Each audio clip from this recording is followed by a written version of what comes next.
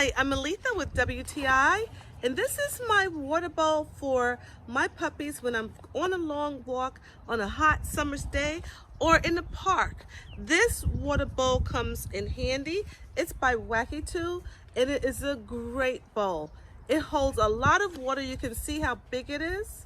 I can put a lot of water in here for the two dogs.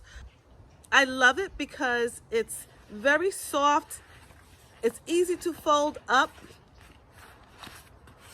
All I have to do is fold it up, close it up, and clip it on my bag or my belt buckle, and my hands are free to walk the dogs. What I really love about it is that it has this spout.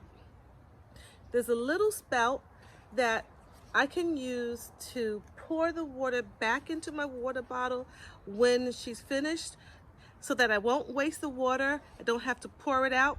All I have to do is pour it back into the bottle, and we can continue our walk. I love it. It's easy to use, easy to tuck away. It holds just the right amount of water, and it's the perfect addition for my walk for my dogs. I love it. I highly recommend it, and that is just my point of view.